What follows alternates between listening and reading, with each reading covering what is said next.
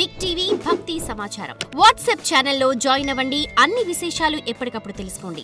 అందరికీ నమస్కారం. Welcome to big TV. ఇప్పుడు మనతో పాటు మాట్లాడడానికి ఆధ్యాత్మిక గురువులు, జ్యోతిష్య పండితులు బ్రహ్మశ్రీ కిరణ్ శర్మ గురుగారు మనతో పాటు ఉన్నారు. వారితో మాట్లాడతాం. నమస్కారం గురుగారు. సమస్త సన్మంగళాని భవంతమ. గురుగారు, మనం గత సంవత్సరంలో కూడా పొలిటికల్గా చంద్రబాబు నాయుడు గారికి ఏ అధికారం వస్తుంది అనేది చేసాం. ఆంధ్రాలో చూడొచ్చు, ఇటువైపు తెలంగాణలో చూడొచ్చు. కేసీఆర్ గారిది రేవంత్ రెడ్డి జాతకం కూడా మనం చూడడం జరిగింది. మీరు 100% చెప్పారు రేవంత్ రెడ్డి గారే సీఎంగా అవుతారు అని చెప్పి. సో అలాగే జరిగింది. ఇప్పటికి 2.5 years కూడా అయిపోయింది. అయితే ఒకవైపు నుంచి చూసుకుంటే బీఆర్ఎస్లో అనేక మార్పులు జరుగుతున్నాయి. ఇటీవల కాలంలో మనం చూసాం కవితను కూడా సస్పెండ్ చేయటం. దాన్ని ఎలా చూడొచ్చు అంటారు? అసలు కవిత గారి జాతకం ఏ విధంగా ఉంది? ఇక్కడ మనము రెండు విషయాలు మీకు. ఒకటి, రేవంత్ రెడ్డి గెలుపు అనేది కొద్దిగా మనం కఠినంగానే చెప్పాం. అంటే ఈ సునాయాసంగా చెప్పలేదు, కఠినంగా చెప్పాను. ఒకసారి నేను ఒక అడుగు ముందుకేసి గత ఎన్నికల్లో నేను టీఆర్ఎస్ పార్టీ గెలుస్తుందని చెప్పాను రేవంత్ రెడ్డి కంటే ఒక టీవీలో. తరువాత నేను పరిశీలించినప్పుడు కొన్ని టీవీలలో అప్పుడు నేను అలా ఎందుకు చెప్పారు మన ప్రజలు అడుగుతారు ఇప్పుడు. ఎందుకంటే ఉన్న విషయాన్ని వాస్తవాన్ని మనం ఒప్పుకోవాలి.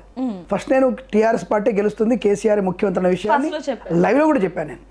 అయితే ఆ తర్వాత నేను కొంతమంది ఇలా చెప్పినప్పుడు అడిగి గురువు ఎలా అయినప్పుడు మన టీవీలో అనుకుంటే ఇప్పుడు అడిగినప్పుడు, లేదమ్మా టీఆర్ఎస్ అనేది అప్పుడు కార్యనిర్వాహక అధ్యక్షుడు మన కేటీఆర్ గారు, కేసీఆర్ కాదు, ప్లస్ టీఆర్ఎస్ పార్టీ కాదు, భారత సమితి రాష్ట్ర సమితి అని సంథింగ్ మార్చారు. అప్పటిదాకా నాకు ఆ మైండ్లో టీఆర్ఎస్ కేసీఆర్ గారి జాతకము టీఆర్ఎస్ పార్టీ జాతకమే మైండ్లో ఉంది తప్ప నేను భారాసగా మారింది అది భారాసగతో పోటీ చేశారని, అంటే భారతీయ రాష్ట్ర సమితిగానే పోటీ చేశారు, టీఆర్ఎస్ పోటీ చేయలేదు, మారింది. తర్వాత అది కేసీఆర్ కార్యనిర్వాహక అధ్యక్షుడు కాదు, అప్పటికే కేటీఆర్కి వెళ్ళిపోయింది అది.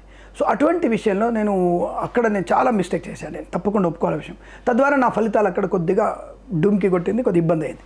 కానీ చంద్రబాబు నాయుడు విషయంలో మాత్రం 100% నేను అక్యురేట్గా ఆయన జైలుకి వెళ్ళినప్పుడు కొన్ని విషయాలు మనతో చేసుకున్నప్పుడు కొన్ని టీవీలలో నువ్వు టీడీపీ పార్టీ వత్తాసు పలుకుతున్నావా అది ఇది సంథింగ్ అన్నాడు. ఆయన 18 రోజులు వస్తారని చెప్పారు, రాలేదు, 45 రోజులు అని చెప్పేసి దాని గురించి నన్ను ట్రోల్ చేసిన విషయం నాకు బాగా గుర్తుంది. దాని కసి, రేవంత్ రెడ్డి గారు ఓడిపోయిన కసి, కేవలం కేసీఆర్ గెలుస్తారన్న కసి, ప్లస్ చంద్రబాబు నాయుడు జైలుకి వెళ్ళాడు తొందరగా ఎందుకు కసితో నేను కొంత అధ్యయనం బాగా జరిగింది అది. తద్వారా మనకి ఎన్నికలలో స్పష్టంగా జగన్ ఎలా ఓడిపోతున్నాడు, ఎంత సీట్లు వస్తాయి జగన్ గారు, అలాగే చంద్రబాబు నాయుడు గారు ఎంతలో గెలుస్తున్నారు, టీఆర్ఎస్ అలాగే మనకి జనసేన ఎంతలో వస్తున్న విషయాన్ని కూడా నేను స్పష్టంగా చెప్పడం జరిగింది. అది దాదాపు 100% నేను అక్యురేట్గా చెప్పాను. అది నా సామర్థ్యాన్ని ఒప్పుకోవాలి, నేను చెప్పినటువంటి కొంత ఇబ్బందిని కూడా నేను ఒప్పుకోవాలి, లేకపోతే అది నేను సరైనటువంటి జ్యోతిష్కుని కాదు. ఇప్పుడు మీరు అడిగిన ప్రశ్నకి మనకి కవిత గారు అంటే కవితక్క, సో ఒక జాగృతి అనేటువంటి సంస్థకి ఆవిడ నాయకురాలుగా ఉన్నటువంటి వ్యక్తి.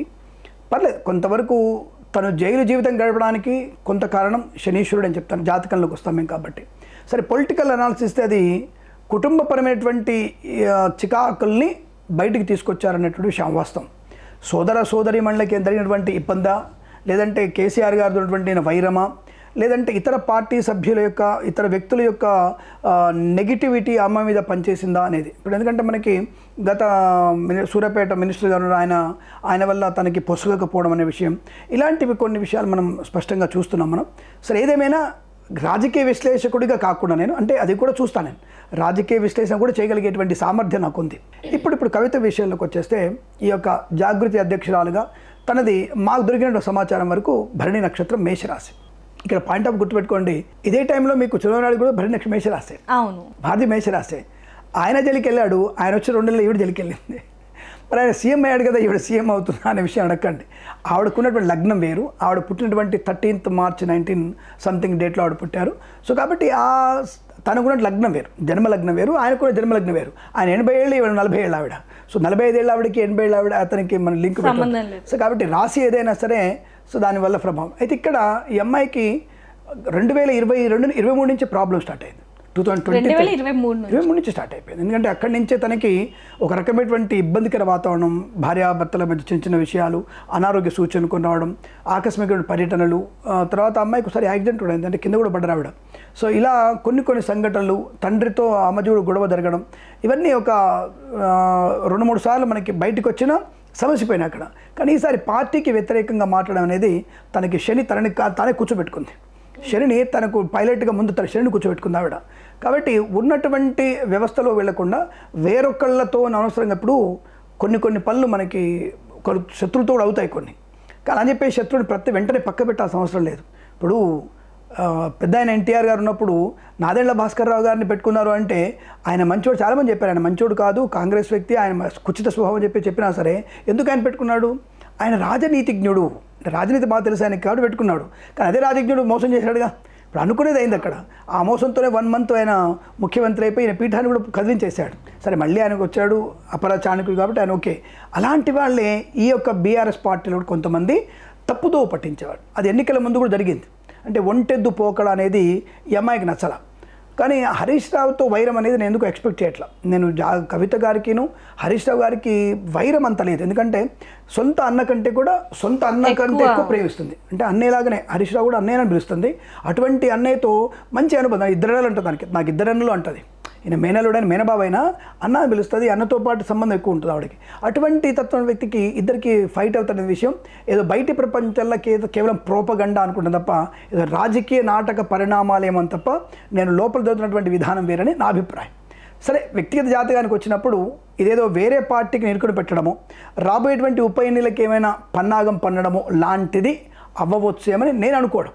అంటే గురుగారు ఆ పార్టీ నుంచి సస్పెండ్ చేయడం ఇదంతా చూసుకుంటే కొంతవరకు ఇది పార్టీలో జరుగుతున్న కొంచెం కల్లోహాలు అనుకోవచ్చు. ఇంకొంతమంది మాత్రం ఇది ఒక స్ట్రాటజీ అంటూ కూడా అంటున్న పరిస్థితి. మరి ఏదంటారు అసలు? కేసీఆర్ గారి విషయంలో చూస్తే స్ట్రాటజీ అంట నేను. కొంత రాజకీయ సమీకరణాల కోసం వీళ్ళు చేసినటువంటి కొన్ని పనులు అంటారు. అంటే స్ట్రాటజీ అది. అంటే అంత ఇష్టమైనటువంటి ఒకే ఒక ఆడపిల్లని బయటపడేయగలిగేటువంటి అవకాశం లేదు. మరి కొంతమంది ఏమంటారంటే ఆయన సొంత చెల్లెలను కూడా సరిగ్గా చూడలే కదా కొంతమందిని. సొంత చెల్లెలు కూడా ఆ మధ్య టీవీలో బయటకు వచ్చేసి ఇబ్బందికరంగా తప్పుగా మాట్లాడిన విషయాలు అదే టీవీలో నా చెల్లి ఏది అడుగుతా చేస్తాను అన్న మాటలు కూడా మనం విన్నాం. అంటే కేటీఆర్ గురించి వంద వేరు, కేసీఆర్ చెల్లెలు గారు కూడా బయటకు వచ్చేసి ఆయన ఏం చేస్తారనే విషయం కొన్ని బయటికి పెట్టి కొన్ని నెగిటివ్గా మాట్లాడిన విషయాలు ఉన్నాయి. సరే అందరి కుటుంబంలో ఉంటాయి, ప్రతి ఒక్కళ్ళ కుటుంబంలో మనకి ఉండేటువంటి అవకాశం. కాబట్టి దాని గురించి మనం ఎక్కువగా ఆలోచించక్కర్లేదు. కానీ తప్పకుండా ఇది కుటుంబపరమైనటువంటి స్ట్రాటజీగా తీసుకుంటున్నాను.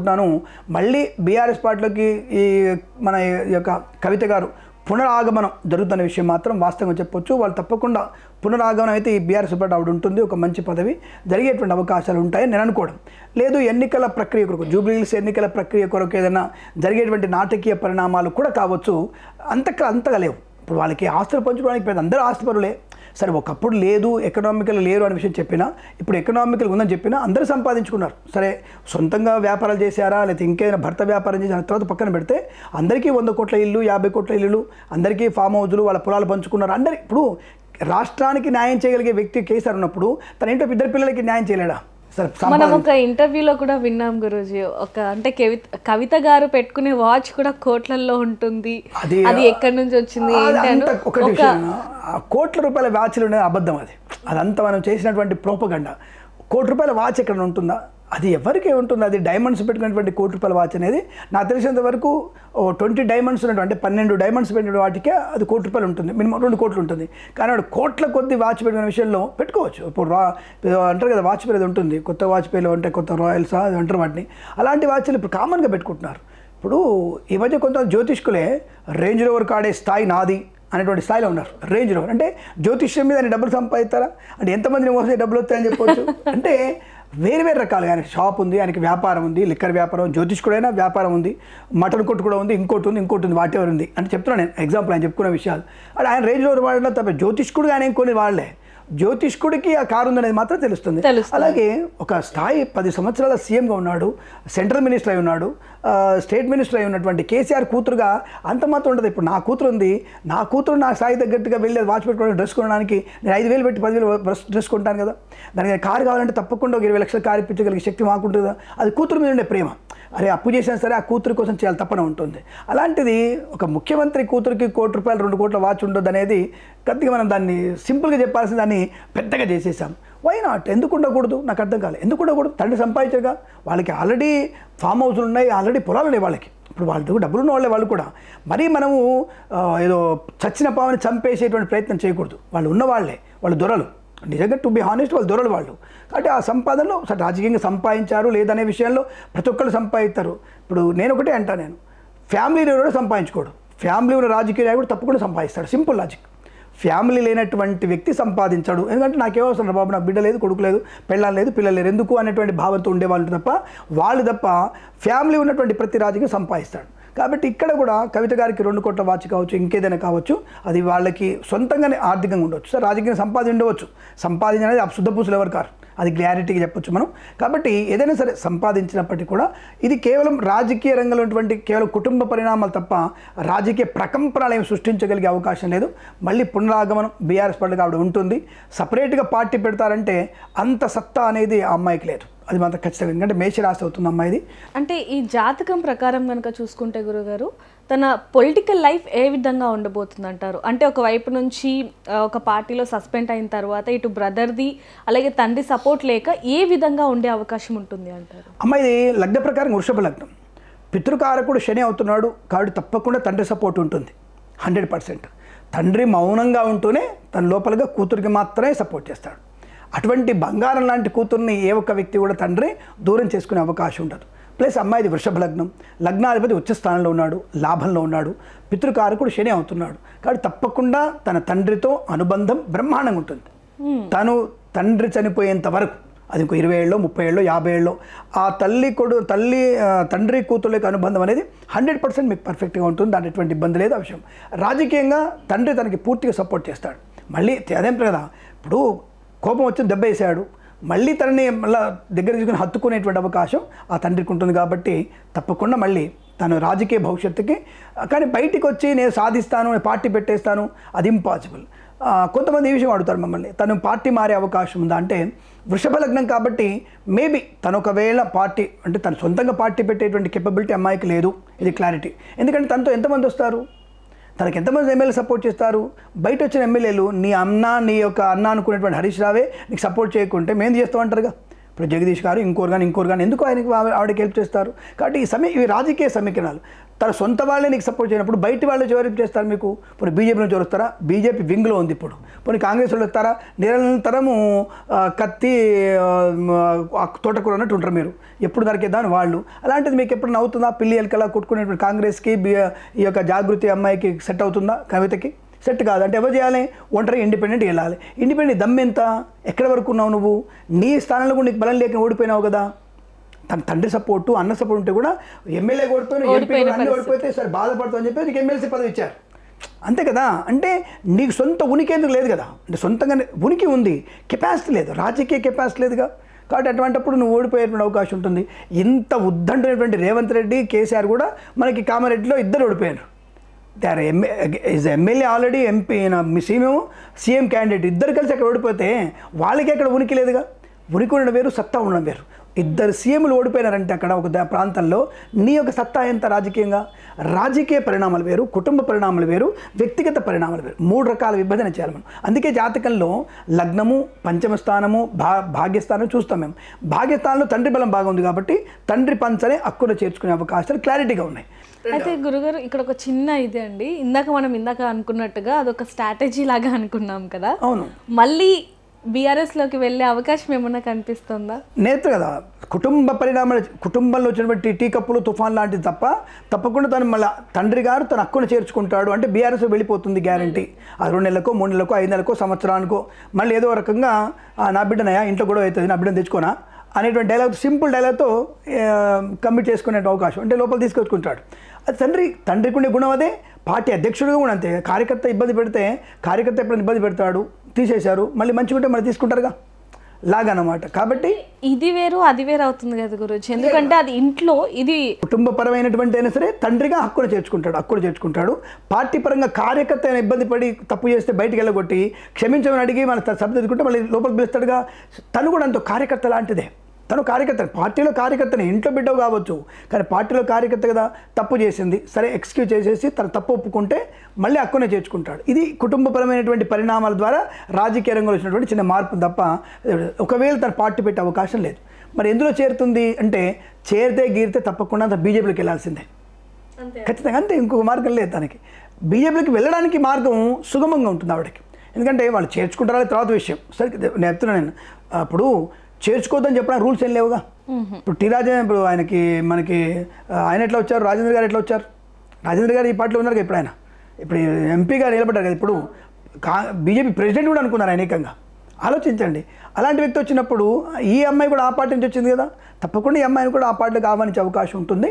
ఒకవేళ చేరితే దాంట్లో చేరాల్సిందే.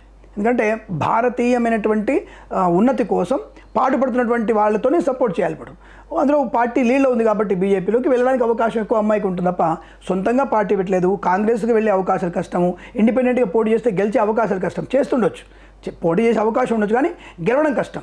ఈ దెబ్బ కూడా తగిలిన తర్వాత తనలో మార్పు రావడం వల్ల సొంత ఇంటికైనా వెళ్ళడము, లేదంటే బీజేపీ లాంటి పెద్ద గొడుగు కిందికి తను వెళ్ళి తన ఉనికిని కాపాడుకునే ప్రయత్నం చేయవచ్చును అనేది నేను చెప్పే సామీకరణాలు. ఎందుకంటే మేషరాశి కాబట్టి ఏలాంటి ప్రభావం ఒకటి ఉంది, అమ్మాయికి జరుగుతున్నటువంటి దశాంతర దశలు అంతగా ప్రభావం లేదు. భాగ్యస్థానంలో కొంత వరకు ప్లస్ పాయింట్ ఉంది. షష్టమ ఆరోగ్య స్థితి కూడా బాగాలేదు. 6వ స్థానంలో మీకు శుక్రుడు ఉన్నప్పటికీ కూడా ఆరోగ్యం అంతగా బలంగా లేదన్న విషయాన్ని గమనిస్తే తప్పకుండా బాగుంటుంది. బట్ ఏదేమైనా కవితకి రాజకీయ భవిష్యత్తు ఉందా అని అడిగితే తప్పకుండా అమ్మాయికి రాజకీయ భవిష్యత్తు ఉంటుంది, పేరు ఉంటుంది. ఎందుకంటే షీఈ్ అ వెరీ కమాండ్ చేయగలిగేటువంటి కెపాసిటీ అమ్మాయికి. మంచి మాట తీరు, మంచి వక్తృత్వము, మంచి ధాతృత్వం, అందరినీ కలుపుకునే తత్వం, ఇవన్నీ అమ్మాయిలో స్పెషల్ క్వాలిటీస్. ఇవి సొంతంగా ఉండేటువంటి క్వాలిటీస్. ఈ క్వాలిటీస్ మనిషిని ఉన్నత స్థాయికి తీసుకెళ్తాయి కాబట్టి అటువంటి వల్ల తనకి రాజకీయంగా భవిష్యత్తు ఉంటుంది. కానీ ఒంటరిగా కష్టం. ఎక్కడైనా ఒకళ్ళ కింద ఉండేటువంటి ప్రయత్నం చేస్తేనే ఉన్నతమైన స్థానం చేరుకునే అవకాశం ఉంటుంది. నిజంగానే గురుగారు, ప్రతి పార్టీలో మార్పులు చేర్పులు జరుగుతాయి, కానీ బీఆర్ఎస్లో మాత్రం కవిత సస్పెండ్ చేయడం అనేది ఒక పెద్ద సంచలనంగా మారిందని చెప్పొచ్చు. మరి తర్వాత తన పరిస్థితి ఎలా ఉంటుందో చూద్దామండి. Thank you. ఇది కేవలం మనము ప్రేక్షకుల యొక్క జస్ట్ ఇన్ఫర్మేషన్ ఇచ్చిన సమాధానం తప్ప మన ఏదో అంతగా రాజకీయాలకు వెళ్ళి వాళ్ళ కుటుంబాలు చూసి మేము చెప్పినవి కాదు. నాకున్నటువంటి పరిజ్ఞానం ప్రకారంగా చెప్పడం తప్ప నేను ఏ పార్టీకి కూడా సపోర్ట్ కాదు, ఏ పార్టీకి వ్యతిరేకమైన విషయాన్ని గమనించుకొని కామెంట్ చేయండి. శుభమస్తు. Thank you. For more videos like this, subscribe Big TV channel.